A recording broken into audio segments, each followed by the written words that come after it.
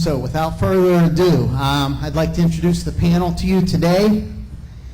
I have Mr. Guy Leisner. He's with the Chicago Center for 34 years. He's retired. I have Mr. Steve McGreevy. Please raise your hands. Thank you. He is with Chicago Center, 33 years, retired. Mr. Richard Kennington, Portland Tower, 17 years. Mr. Ron Schusterman, Boston Tracon, 28 years. Mr. Bob Obma, Indianapolis Center, 12 years. And Mr. Jim Allman, the NATCA Safety and Technology for 27 years, retired. So at this time, I'm going to turn it over to them, and please enjoy the show. Thank you. Should we keep that on and you guys just hang out? Great. Thanks a lot. Welcome, everybody. How's the EAA Air Venture treating you so far? Yeah, it's a bit wet today, huh? I figured this place is going to fill up in a hurry if it really starts raining, but I think everybody's already hit for the exits, right? We're really glad to be here with you today. Steve and I have done a lot of presentations that we present quite often up here at EAA and around the local area in Chicago, pilot groups, etc.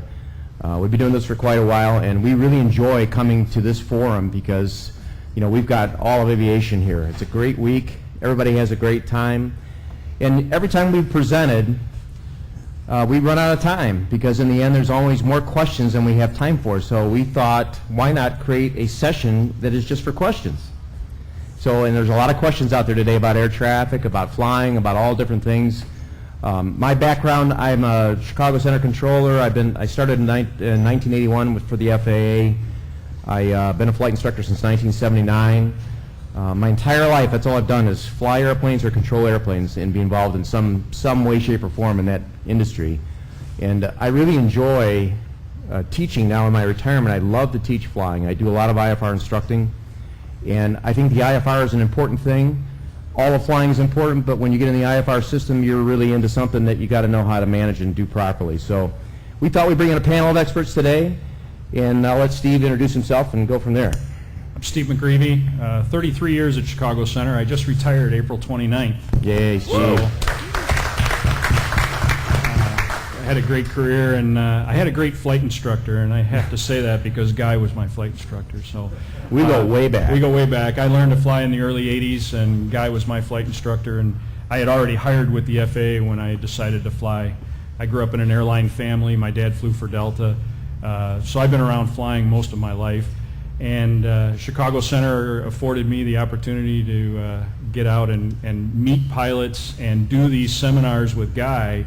We do them for EA chapters, we do them for IMC clubs, and it's just, like Guy said, we get to the point in the seminar where it's time to shut it down and everybody has questions. So building a forum like this where you guys kind of run the pace and pick your questions is going to work out perfect. We got a great panel of experts here. So let's be sure, you know, we pick their brain and answer all your questions today. This guy was kind enough to pose for us from the ultralight area down there. This is Oshkosh, right? We all have a good time at Oshkosh. We're going to talk a little bit about the big sky that we see outside, right? When we fly, when we're en route, we're not around an airport, this is pretty much what it looks like every single day. Would you agree? I mean, sometimes you don't even see another airplane, except, well, now we have ADSB, so we're looking at all the little targets out there. But really, this big sky is full of stuff, complicated things, right? Things that we need to understand and appreciate as pilots, and certainly as controllers, we have to be able to see the airspace that we control in this way. If you watch this slide, it kind of develops slowly. You know, the airspace is full of airways. We have airspace out there. We spend half our time as controllers missing airspace as well as airplanes. We have all kinds of things today: MOAs, ATCAs, restricted areas, aerial refueling routes now, and of course TFRs. No excuse for missing those. But the airspace isn't quite as empty as it appears out the window. So next time you're flying along in that jet, as a passenger even, just look out the window, and this is what it looks like out there. Right now we're still missing one key thing in this picture, and that's all of you guys, right? That's what it looks like for a controller. Right? That's how we perceive our airspace. Right, we have these data blocks, we call them. That's you guys flying out there, targets basically that we are missing with mileages and altitudes and so on and so forth. But it's a three-dimensional airspace that we work in day to day as controllers, and also that we fly in as pilots. Right, Steve? Your panel up here today represents a little bit from each discipline. We've got an approach controller, and we've got center controllers, and guys who have experience in towers. So we hope that if you have questions regarding any of those types of operations, that you get an opportunity to ask. You notice how those data blocks are sort of jumping along there? About every 6 to 10 seconds they move. That's what we see when we're controlling traffic. We don't see a target in real time. We see it in the past tense all the time. So that's how we control. Now, that's a great day, Bob, but when it's not so nice outside, right, when it's a crummy day and we're out flying in this stuff, right, and we're trying to get from point A to point B and basically fly the pink line. That's always what we're trying to do, right? Stay as close to the line as possible. It just doesn't always work out that way. Right, there's things we've got to deal with, contend with. Weather is a big one. But when that's happening, it's good to know that you got these guys working on the other end of that frequency to make sure that you do get from point A to point B the best way you can. Would you agree? Absolutely. Absolutely. These guys are top notch. Of course, when you come up here to Oshkosh, you're dealing with the very best of the very best. And that's who we have today on our panel. So we're going to introduce our panel here. Steve, I'll let you do the honors. Well, you've met Guy and I already, so we'll look at the other First, panel members. Richard, do you want to give Richard the mic, and then he can kind of tell a little bit about his background? I appreciate it. Was hired in 1999. Only thing I ever wanted to do since I was 8 years old. I wanted to be an air traffic controller. I was tried to being talked into going over to the dark side, but I kept the faith and became an air traffic controller. And it's a great job. I love the career. I feel very fortunate. How many people say they love what they do? And you know, it's the greatest job in the world. Where else do you get to tell people what to do, how fast they can do it, and they can't give you any lip? That doesn't translate to the home life, by the way. But I've been there 17 years, and right now, in addition to that, I am developing all of the recurrent training that goes now nationwide to all the air traffic controllers. Well, hello. My name's Robert Obama, Bob Obama from Indy Center. Not nearly as funny as Richard, so I try, but I'm not nearly as funny. I've been interested in aviation since a little kid. Lived near a heliport, and anytime a helicopter would land, I'd tell my mom, "Let's go see the helicopter." I graduated from the University of North Dakota. I got my fixed wing and rotor wing ratings at North Dakota. Hurt my knee. I was doing the military thing, and then my roommate was an air traffic controller or air traffic control student. And I said, "You should come check it out. It's like a video game, but they pay you." And I was like, "Oh, that sounds cool." And I went to a class, and I was hooked ever since. But I still fly on the side, proud EA member, been an EA member for many years. And yeah, that's pretty much my story. Great. Hi everyone, my name is Ron Schusterman. I started in aviation when I was 18, pretty much worked at several FBOs, fueled airplanes, rented airplanes. I'm a private pilot. Joined the FAA in 1989, worked several towers and TRACONs, currently at Boston TRACON, and job's great. I can encourage it very much to everyone that I train. Good afternoon, my name is Jim Ullman. I became interested in aviation because I was raised an Air Force brat. My dad was an enlisted man in the 60s and 70s with 4 kids. And for those of you that went that route, didn't make a whole lot of money. So what we did for entertainment, we went to the flight line and watched airplanes. That's how I became interested in air traffic control. I was hired in 1989, spent most of my career at Seattle Center. I did spend some time in the mid-90s at Denver Center. My wife was active duty Army. She got transferred there, and they closed the base, and I went back to Seattle Center. I retired just shy of 2 years ago after 27 years, and now, for some strange reason, moved from Seattle to Washington, D.C., and I'm now Director of Safety and Technology for the National Air Traffic Controllers Association, and 2 sons following in the footsteps of aviation, both serving in the United States Air Force. Awesome. So we got a great panel up here. We can answer a lot of questions. I think I want to kick it off because I want to gain some perspective here. Ron, if you don't mind my asking you, when you came in the agency, the training you went through to become an air traffic controller, because I know this is going to come up, what was it like back then when you came in? Back then it was a mental boot camp. We went to Oklahoma City. We spent about 3 to 4 months in Oklahoma City, going through several non-radar problems, trying to decipher things and think in 3-dimensional. We ran problems every night. As a class, we went through different types of facets of training, and we were tested in the course of the training We had a pass. I was a pass or fail, basically. You were graded. And then after that, we were told to select where we want to go. I chose 2 towers in the Northeast, in New England. I was hired by the New England region. Unfortunately, those 2 towers, my sheet was thrown in the garbage, and I was told, you're going to 2 facilities. You have 2 choices, Boston Center or Ocean Approach Control. I said to the gentleman, where's Ocean Approach? He said, Rhode Island. I said, I'll take it. So I ended up over there. Great. And then afterwards, we went through like a terminal follow-on type of training to train for, specifically for terminal and tower operations. So the point I want to everybody to hear here is that the training that air traffic in the beginning, we don't get to look at radar scope when we started training. We work with paper. So you work with paper and a clock, and that's how the training process starts in air traffic. You have to be able to take a paper and the clock and the stuff that's printed on that paper and then translate it into that 3-dimensional picture that you saw earlier.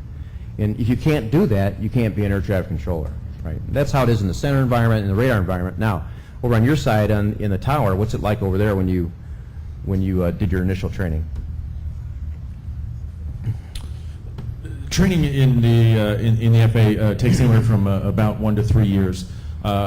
When Congress says we hired 1,800 controllers in a particular year, you didn't. You hired that many warm bodies with the hope of making them controllers at some point. Again, it takes 1 to 3 years, depending on the size and the complexity of the facility. I did mine at Portland Tower in just about a year, and it was a very difficult time, but the results were very advantageous. Yeah, it's a tough training process. I mean, it's a mental game. You got to learn how to exercise the mental muscle a little bit, and you're evaluated at every step of the way, and you have so many hours to complete the training successfully, or you wash out. That's another important point. You know, back in 1981, when we had the big strike and all the controllers were fired, they hired tens of thousands of people to literally fill 10,000 spots, but it took 5 or 6 times the amount of people they ended up with in order to get to that number of people. There's no cookie cutter personality type or trait or test you can give someone to sort out who would be a good air traffic controller and who wouldn't, right? We have people, all of us know people in our respective facilities that come from all different backgrounds. We have teachers, attorneys, you name it. I mean, people come from all different backgrounds to do this, and sometimes you ask yourself, why would you do this? I mean, if you're already trained to do something else. And the bottom line is, every one of us up here and every person that does this really loves what they do, right? If they didn't love what they did, they couldn't do this every single day. And you have to know you can do this every single day, right, Steve? It takes a lot of confidence. In the early, when a lot of us trained and got hired, the washout rate was 80%. By the time you got hired and went to Oklahoma City, they washed out about 50% down in Oklahoma City. When you got your facility, they washed out another 50% of those. And so in order to hire 10,000 controllers, you have to hire 80,000 controllers. So, that's one of the issues we run into today with replacing all of the guys that are retiring. And by the way, everybody knows that airline pilots are required to retire at age 65. Air traffic controllers are required to retire at age 56. I went all the way to mandatory retirement, and April 29th was my 56th birthday. That was my last day of working as a controller. That's because you're a tightwad, though. That's partially true too. You hung in there as long as you could. Stay as long as I could. The way this profession is set up is that you can retire at age 50 if you have 25 years of active air traffic on the boards. I'm sorry, is that right? Yeah, it's 25 years active on the boards at age 50, or you can retire as soon as you get, it's 20 at 50. 20 years. 20 years at 20 50 years, right. or 25 years at any age. At any it truly age, is that's right. it's kind of a young person's game in the sense that the shifts are very difficult and it takes a toll on the body. I mean, I'm only 24, and look what it's done. He had a bunch of hair when he started, so, a lot of you may have heard, and you may have had siblings or relatives or somebody that wanted to become an air traffic controller, but they were told that they reached their 31st birthday and therefore were ineligible. Again, that's due to the fact that they want to get at least 25 years out of you, and that you have to be gone by age 56. Do the math, 56 minus 25, you're at 31. So you must be hired by your 31st birthday to become an air traffic controller. Excellent. All right, so now I know a little bit about us. We're going to open it up to you guys. I want to find out there what our audience is about. How many student pilots do we have out in the audience today? Anybody? We got one or two. That's great. Excellent. How about recreational or sport pilots sitting in today? None of those. But private pilots, how many we got? Wow. That's a bunch. Excellent. How about commercial pilots? We got a great crowd today, guys. We got a lot to talk about. Airline transport guys, anybody out there? Perfect. I find it very interesting that the student pilot went like this, and the transport pilots are like this. Yeah.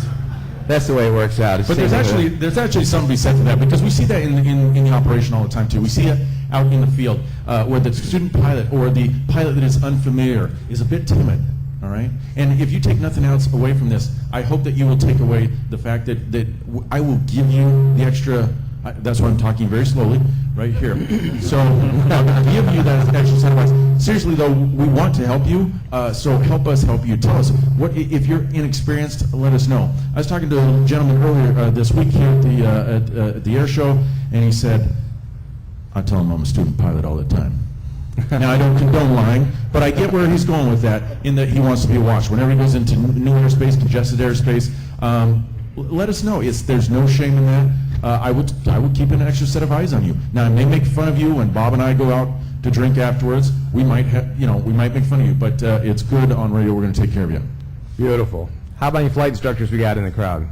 You guys are really important. You need to give these guys a hand because they're in short supply today. Right. Yay for the flight instructors.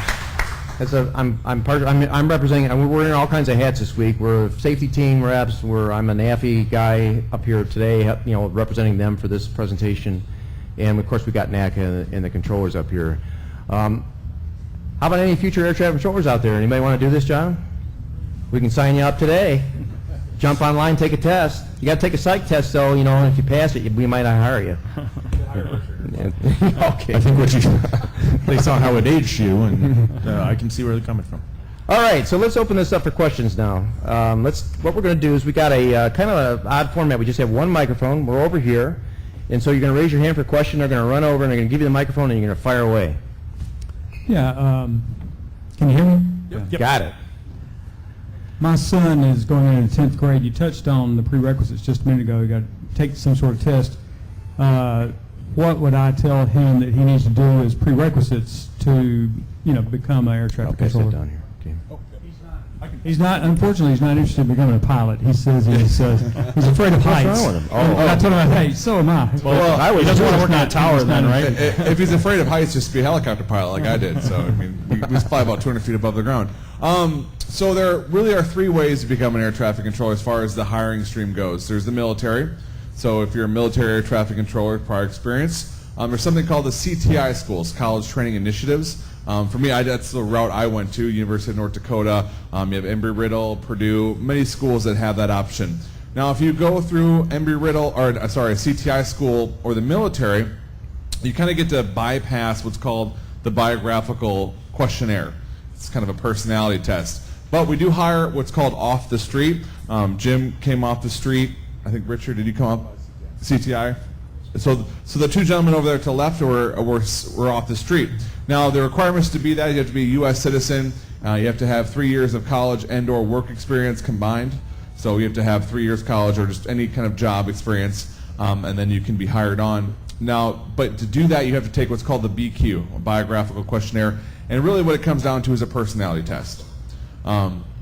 They ask you kind of all sorts of different questions, and it's a way for the FAA to screen down the applicants from, I think the last one we got about 28,000 people applied for the last bid to get about 2,000 controllers. So they have to find a way to kind of bring that number down. But if you're a CTI student and or out of the military, you get to skip that process and go right into taking the test. There's a computer-based test that tests your cognitive abilities. Something you can't study for, similar to the ASVAB in the military. It tests 3D modeling in your brain if you're able to 3D model, different stuff like that. And then after that, if you pass that, then you would do, you get a temporary letter saying that you're kind of temporarily hired, and you have to get a medical, which is a second-class medical. You have to do a security background check. We do hold security clearances. Psych test, like Richard here passed. Not sure how, but he passed. And then a drug test. As federal employees that are safety sensitive, we do get drug tested randomly. So that's the kind of steps you have to take. as far as prerequisites go, there really are no prerequisites. You can apply off the street, but there are the avenues like the CTI schools and the military that would give you a little bit of a leg up. You get to skip a step, if that makes sense. Yeah. The pay is good. I will speak for myself. We go by levels, so level 5 to level 12. I work at Indianapolis Center, which is a level 12 facility. My base pay is roughly 122, 123, something like that. And those are obviously changed via levels. So it's it's really good pay. I mean, not pretty good, it's really good. But it's a hard job. A lot of sacrifices come with that job too. Like Richard said, there's shift work. My normal days off are Wednesday, Thursday. So you work Friday night, Saturday night, Sunday night, work Sunday, Monday days. A lot of times there's a mid shift.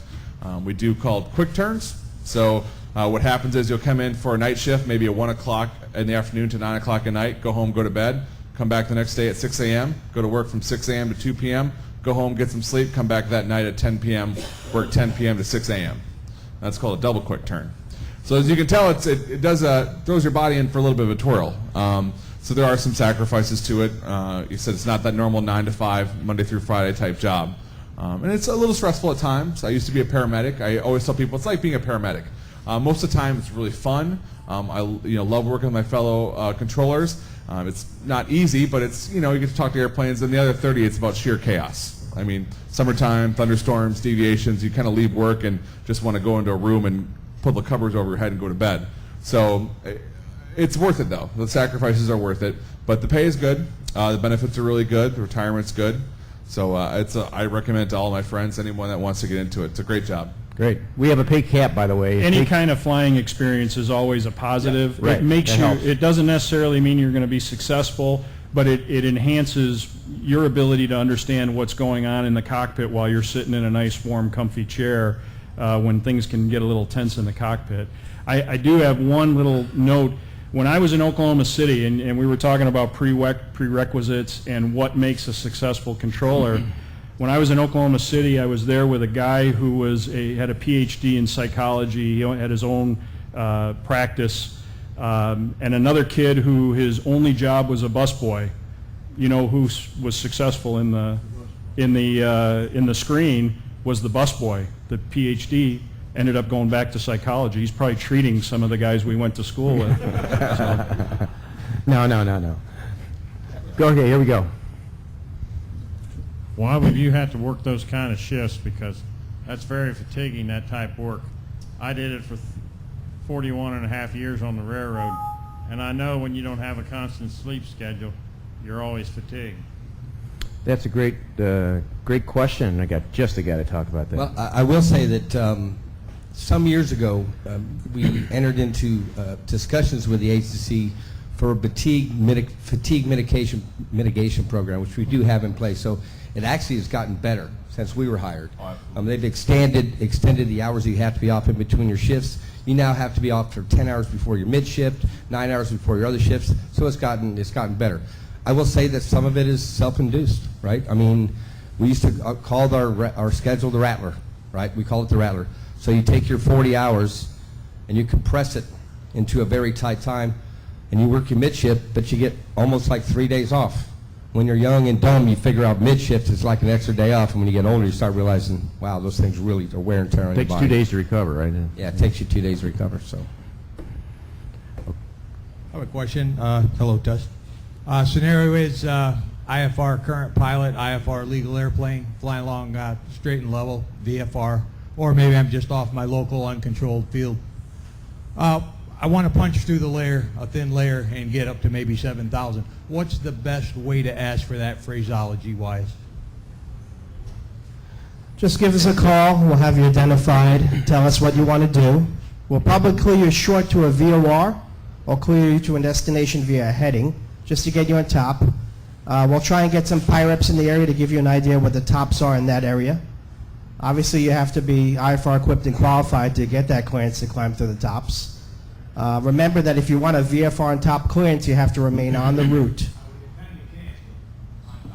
Okay. Well, So let us know that you want to definitely cancel. I'm going to highlight that a little bit. As a flight instructor, trains people on this all the time. You know, we have an unfair advantage of guys that fly because we know what the system's like on the other side, right? Here's what you don't want to do, right? You don't want to get on a frequency and take a long time to tell somebody what you want to do, right? In Chicago, where we're from, I mean, that messes up a day big time for the approach control guys. You want to be very concise, and so I always tell people just say, Chicago Center to member 123 with a request. Right? That's a trigger for all these guys up here, right? They're busy, they're doing their thing, but somebody just said they got a request, so they get a pad of paper, they set it there. When they get a second, then they'll go back and say, go ahead with the request, right, guys? And then that's the nice way to do it, right? What you don't want to do is say, just butt on the frequency, say, Center, this is November 123, we're Cessna 172 with golf, and we're 18 miles northwest of some place that we don't know as controllers, right? And go on and on and on with that. The almost guaranteed answer is going to be standby, and that'll be a long standby, all right? So you want to be very concise, very specific. So my advice is, in my training to students is, know exactly what you want to say, and then get it out, right? And wait. You may say standby. Next thing that's going to come back is a code, right? For the radar environment, they're going to want to give you a code so they can see where you're at, and eventually they'll pick you up, right? Right. And also, if I can add, if you have an RCO at your uncontrolled airport to call us on the ground, do so. This way you get an IFR release, and then when you get above the overcast layer, cancel. We'll still provide you with a service. You're in the National Airspace System, and the computer will track you all the way to destination and give you advisories. Here's another technique. This came up in our discussion. Just take a second. On Monday, our meeting here that we had, someone brought up the idea of, what can I file like a composite flight plan of some kind where I can pick up an IFR? How would I do that? And if you know where you're going to go and you know where the weather's at out there, which we should all do as part of our planning, right? That's part of our strategic planning and for our flight. File an IFR pickup point and go to that point VFR and call, because that way, guess what? The controller has printed information on your flight and what you're requesting, right? You can put in your remarks that you want an IFR pickup, but when you call, there's a strip there. There's information already there, right? And even if that IFR is just to get you above the clouds so you can get on your way, VFR, that's a great way to do it, right? It doesn't cost any money yet in the United States to file flight plans, and so why not take advantage of that? And that you gives don't us need a heads up. You don't need a VOR or a RNAV fix. You can file a radial DME spot where you want to pick up. The computer will know where that's at and generate the strip to the controller The right who's place. working that airspace. So use that. That's a great tech. Go ahead. Yeah, two questions. The first one is, where are you guys on the privatized ATC directive? I think it's primarily coming from the airlines. And the second question is, on occasion I'll be on an IFR flight plan and fly out of radio coverage, and I was just wondering if there was like maybe a call frequency that could be global other than 21.5, that we could kind of reestablish communication. I think one of the things that you guys would be amazed at is how many areas we don't have radio coverage and how many areas we don't have radar coverage. On my airspace, I used to work with Southern Oregon. Between Lakeview, Oregon and Reno, Nevada, it's non-radar below 18,000 feet. I mean, there's gaps out there that still exist, no doubt about it. On the privatization piece, first off, I don't like the word privatization, and we don't support privatization. What we support is constant, stable funding, predictable funding. The agency behind the scenes has no way of knowing what their budget is more than 3 years out. And the results of what you see on the backside is the lowest staffing numbers we've had in 28 years. We have 10,400 controllers, certified controllers. We have 3,000 of those controllers are eligible to retire today. They can't hire them fast enough. As they talked about earlier, there's such a high washout rate, it's going to take them years to get caught up. The modernization efforts that have been ongoing, a lot of these big ones take 6, 7, 8, 9 years. Well, the agency only has 3 years of budget. That's all they know. So they may budget this for 3 years, and then the 4th year, Congress cuts their budget by $500 million, and all the modernization suffers. And the last thing, honestly, is our facilities. I mean, the enroute centers were all built in the early 60s, right? Some of the towers were built in the 50s. They need work, and there's no plan to do that. So we're not for privatization, we're just for stable, predictable funding. Well, I'm certainly not for privatization either, and I think I speak for most of the pilots in this room that we're not either, because I've also flown internationally, and the airspace, or rather the ATC system in the U.S. is fantastic. So Absolutely, I agree. Don't fix what's not broke. No, I agree. And here's what I've told a lot of the GA pilots this week, because as you can imagine, we've had a lot of questions on that. It's still the safest, most efficient, most complex airspace in the world, and it's still extremely safe, no doubt about it. But in my eyes, I liken it to a rubber band that just keeps getting stretched a little bit further, and a little bit further, and a little bit further. And the combination stuff, just there has to be some sort of change in the funding. That's our position. Yeah, that's a well stated, actually. What makes it work today, we're working with old technology, but all of you know that fly in the United States, and if you've flown outside the country and come back to the United States, this is the best air traffic control system anywhere in the world, by far, right? And it's not because of technology, it's not because of the great things that we have, it's because of the fantastic people that do this job day in and day out, the commitment of these people to keep working, and we do. We would like, though, I think, right, guys? We know how it is for pilots. You know, we got all this great technology in the cockpit now, right? And most of that's coming in the past 15 years. We've gone to the glass panel cockpits, everything's glass, everything's, we've got it all right in front of us all the time. Situational awareness is never a problem. The air traffic technology hasn't changed at all in that same time frame. We're still using the same equipment they put in the centers back in the mid to late 90s. There's just not a vehicle to fund that, and he said it right. We're looking for a steady funding process. Now, I don't like privatization either. And I know EA and everyone here that's here represented this week, they're all up against it, right? But we've got to get away from the political process and get a funding vehicle for the air traffic system, or we're going to get so far behind we can't catch up. And I can piggyback off that, and I'll talk about the radio thing too, but to piggyback off that, I'll just give you a real-life example dealing with Oshkosh when it talks that staffing and how bad things are getting. For example, did anyone fly through Madison Approach on their way up here? Did anyone fly above 6,000 feet? Do you realize you weren't talking to Madison? Yeah. You were talking to Chicago Center. That's because Madison doesn't have enough fully certified controllers right now to staff their TRACON. So Chicago Center has to take over their airspace 6,000 feet and above right now.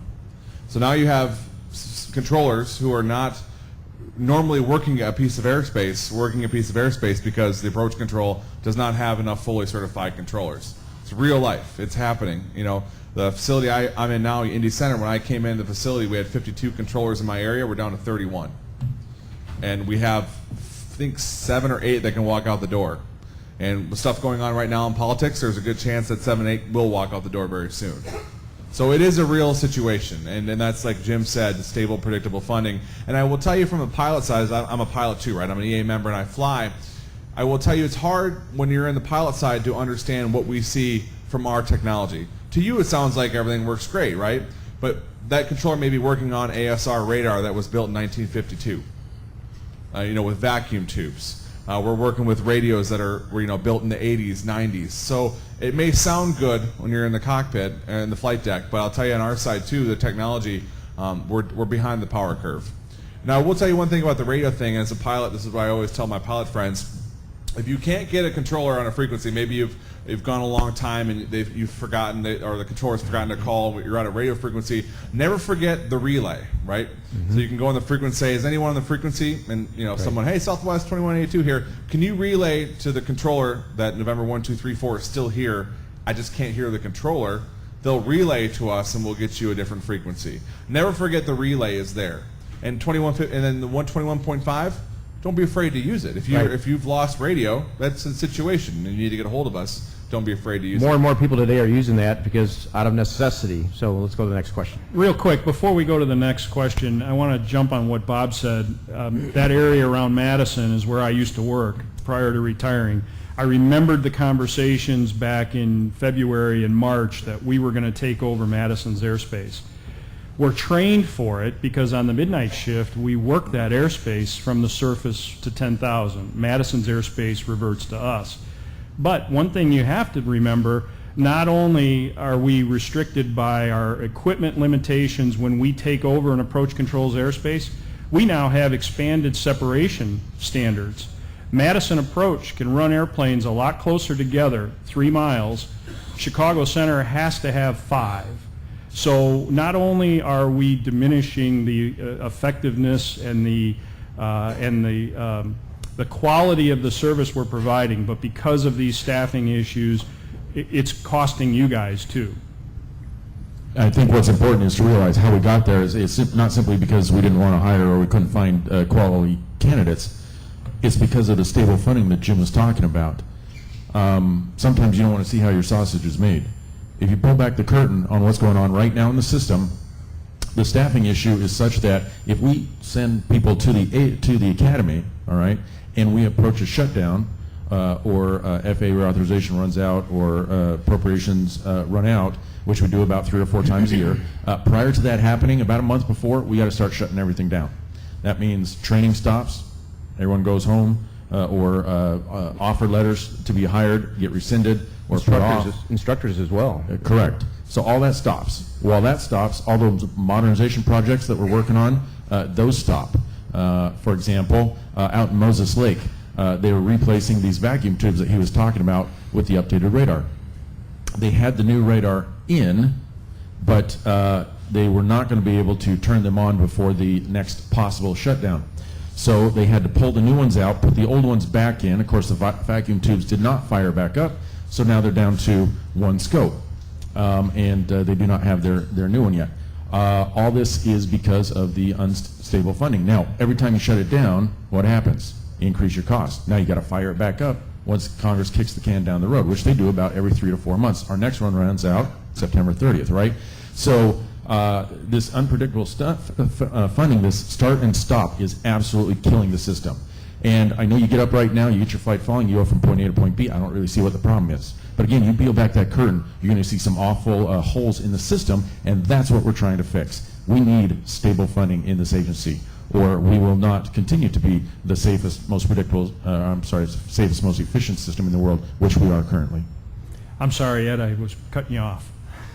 Oh, something a little bit less ominous. Yeah, here we go. Lighten that up a little. I spend most of my time in cross countries in the south, 10,000 feet, not a whole lot of weather, but I've got to dodge the occasional buildups. Half the time, I'll talk to a controller and say, I'd like 20 degrees left or right, and they get very nervous after about 10 minutes. They really want me to, ask for a fix to fly to. And then the other half of the time, I'll look at my nice little ADSB display and go, oh, you know what, if I go direct XYZ and then on course, I'm fine. And I ask for that, and the controller is like, oh, you're plus or minus 30 degrees. So I guess my question is from an efficiency standpoint, what would controllers rather us ask when we have to deviate around some small buildups? Yeah, I'll give you the enroute side of that equation. So for us, we would much rather have point to point. We'd have to go fix to fix. Reason being, when you have a line of thunderstorms, you have to imagine you're one out of many who are probably shooting for gaps, shooting for holes. So as a controller, we're used to seeing aircraft on routes of flight, on jet airways, kind of the highways in the sky. All of a sudden, when you take the highways out of the play, now you're deviating around the weather, you're creating new paths that never existed. So our mind is having to do a lot more work because aircraft are deviating. So instead of it being on a straight path, if I give you 30 degrees left or right, that's a much bigger swath that I have to protect for. So a lot of times, it's better for us to lock down a route of flight. So instead of deviating. Now, that being the case, if you ask for a deviation, obviously we will best assist you, the way we can. But I may say, because I have traffic, deviations up to 30 degrees left of course approved. The reason I'm saying that is I can't let you go any more than 30 degrees left because I have traffic. Now, if you say, well, I need to go more than 30 degrees, okay, we got to go to plan B. Can you change the altitude? Maybe go down 1,000 feet. Okay, now deviations left of course approved when able to direct Rockford or whatever the case may be. For me, though, if I'm on a real busy weather day, I'm just starting to give fix to fix, right? So you check on, I'll call the weather, and I'll say, you're now cleared to Rockford via direct Bloomington, or whatever the case may be, for weather avoidance. Because for me, I'm locking down aircraft. I know exactly where they're going, exactly where they're turning. It makes for a lot smoother situation, especially for large thunderstorms. Imagine if everyone in the United States that was driving east to west coast, instead of going, through Illinois and through Missouri and through Alabama, had to all go through one highway in Missouri. We have storms that build up in North Dakota that go to Texas with one hole in Illinois. And guess who all wants to go in that hole, right? Everybody. And then we see it, and I'm just like, oh God, and then you just get ready for it, right? You just here it comes. So the more I can lock you down and know where you're going, the less the more I can do for other aircraft. Does that make sense? Chicago Center, we say thanks a lot for that. But yeah, that's how it And works. to expand on what Bob said, part of the reason we want to lock it down is, as we mentioned earlier, we're not only missing other airplanes, we're missing airspace. If I need to have an idea where exactly you want to go so that I can coordinate with the appropriate controllers. If we lock you down to a fix to get around, I know who exactly is going to get the information for your flight. I know who I'm going to hand that aircraft off to. So it makes things go much smoother to have a fix to fix so that the computer generates the appropriate information to the appropriate controller. On the other hand, in the terminal environment, we only control 60-mile radius from the antenna. See, we don't have that ability and that the luxury of going fix to fix. We might not have another fix or VOR in our airspace to navigate to. So we prefer to deviate 10, 15, 30 degrees right or left. We try and paint the picture to the pilot and kind of consent of what we're going to do and how we're going to handle it. So if I project, you have moderate to heavy precipitation, 12 o'clock, 6 miles, extending northeast, 5 miles a day, and we're moving northeast. We might want to get on the same picture. A lot of the storm scopes and the technology we use today might update as fast. The radars that we have in our Tracons now, the projection of the weather is very nice. It's very well displayed. We can actually see movement of it. So we try and paint the picture to the pilots and kind of consent on where they want to go and work around the weather together. There's also a legal issue, right? When the controller says, when the controller accepts responsibility to radar vector you, then he's responsible to monitor your progress along this flight, right? When you clear direct to a fix, we just like you, like in the GPS, we can go bam and it draws a line.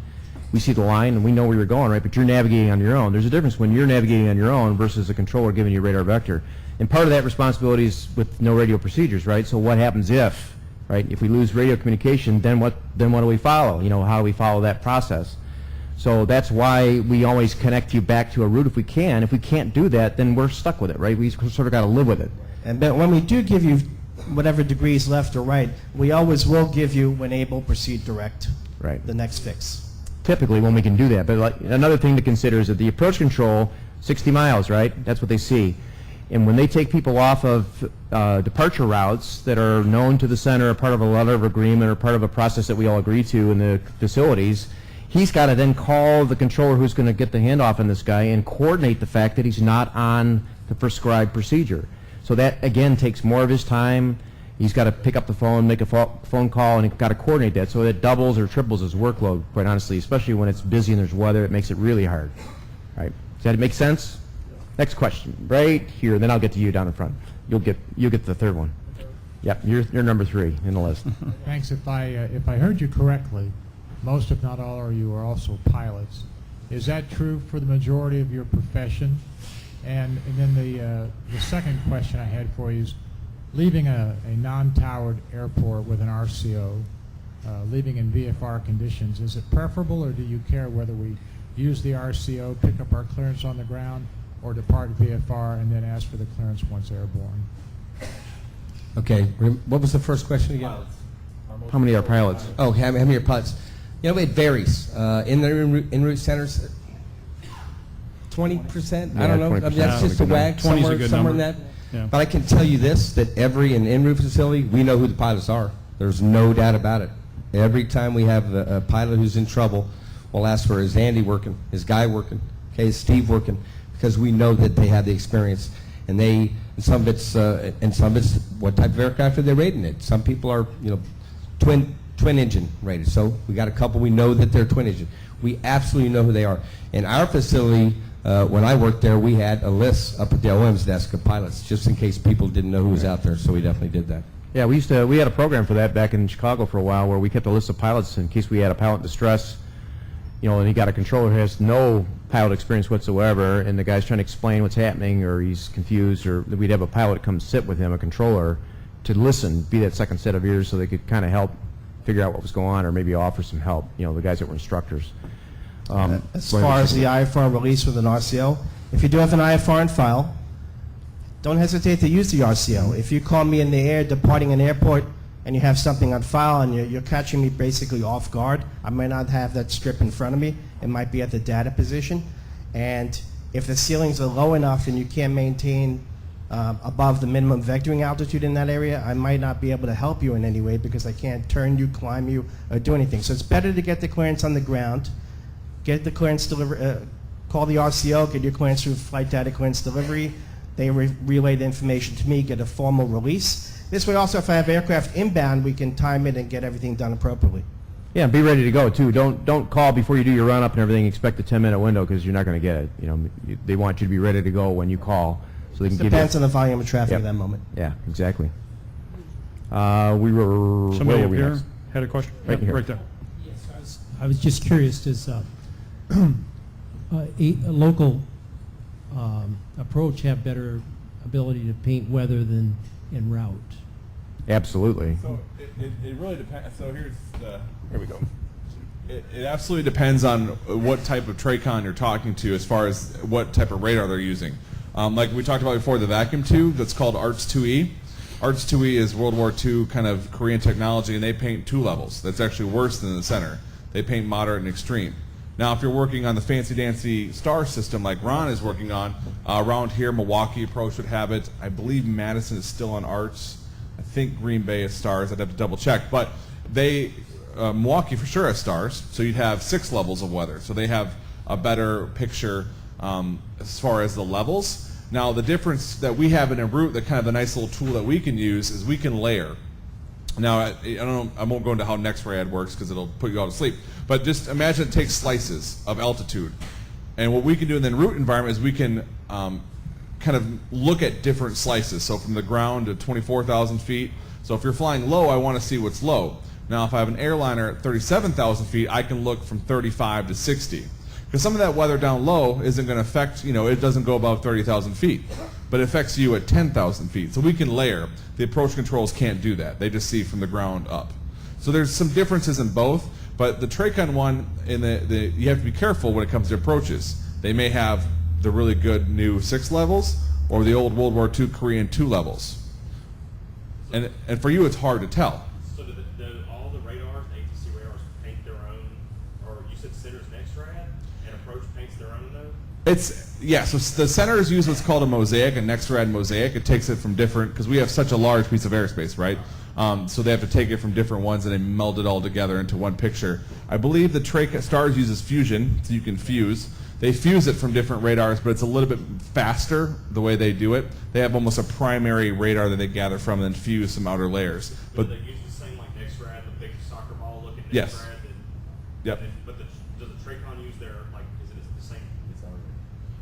It's their radar. Yep, they don't use the NextRad. They use their radar. Yep. That's why it's a little bit faster update. They don't have to build the picture from the NextRad and get it uploaded to them. The interesting thing is as we've gone around, the pilots have always said, oh, air traffic controllers have a better radar than what we have on board. And we went out to the controllers during our recurrent training. We said, who has better radar? And they said, the pilots do.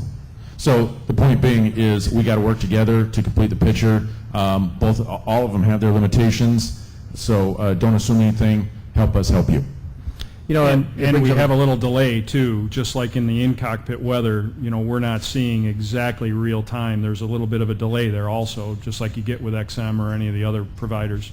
And one thing we can't stress enough too is all we see is precipitation.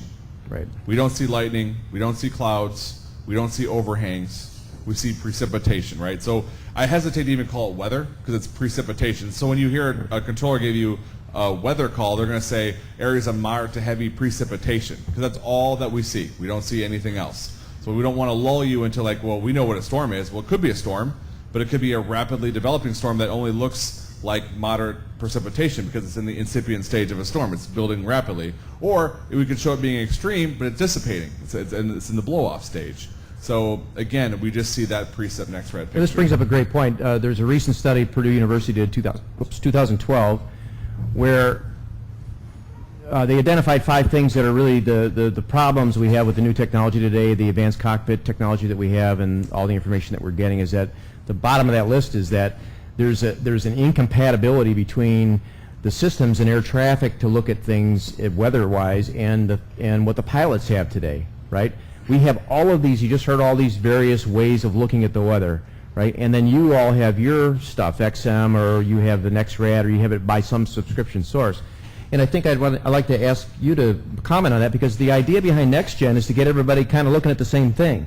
So we're all talking about the same thing at the same time, rather than everybody's interpretation of what's out there, right? Is that true? Yeah, I mean, absolutely. As you guys can imagine, a high percentage of accidents and incidents are weather-related, no doubt about it. And weather technology is changing, no doubt about it. I was just thinking about what we used to do, right? Yeah. When the PVD and the grease pencil, that's what we used to do. On our old screens, you take a grease pen and you just draw clouds on it, and that's what we used to do. That's and you guys would deviate. We would draw the little gap to where they were going through, and say that's where we're going to aim everybody right through there. Yeah, there is some updated technology being tested right now for offshore weather, and also for an increased efficiency in warp. There's some testing going on. We work heavily, of course, with the NTSB on issues, and weather is a big issue. So we're working on new technology. Right.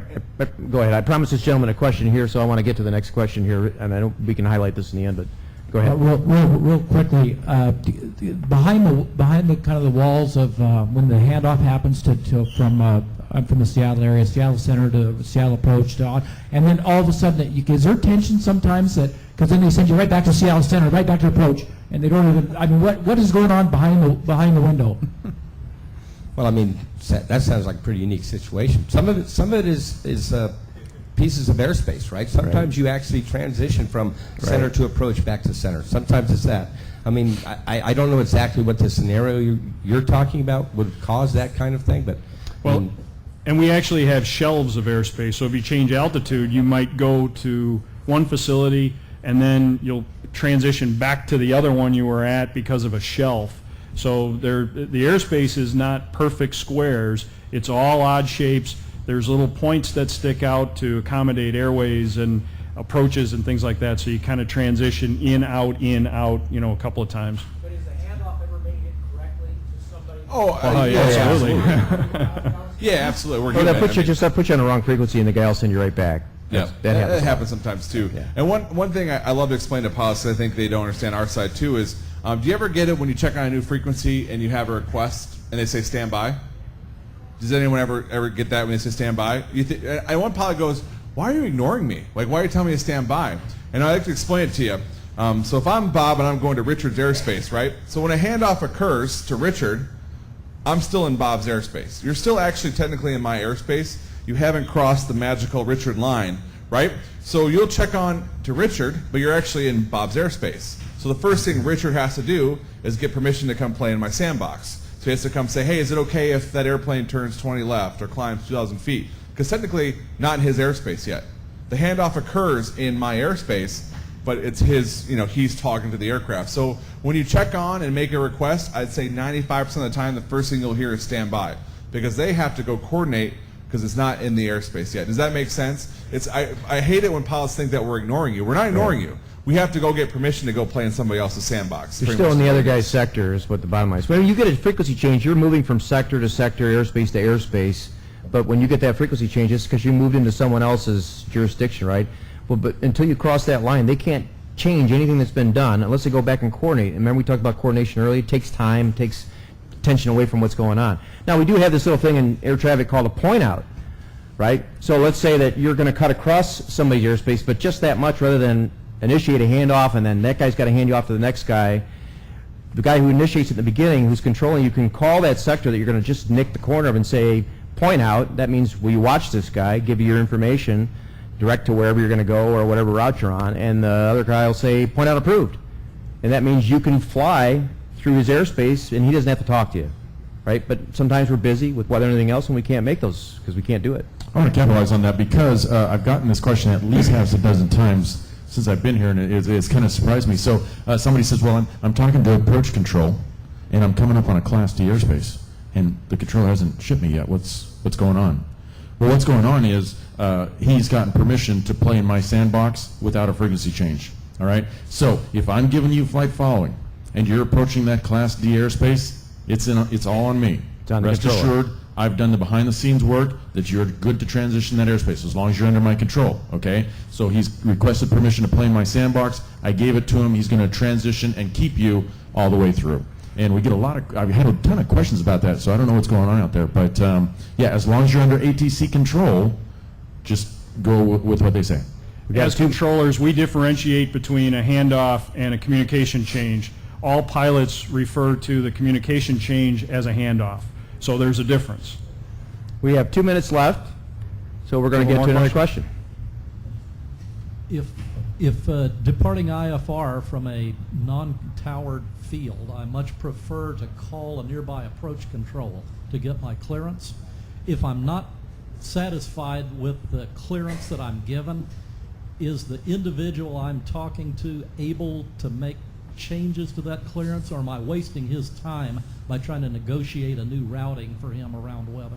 If you're transmitting on the RCO for your clearance, you're talking to what's called a flight data clearance delivery position.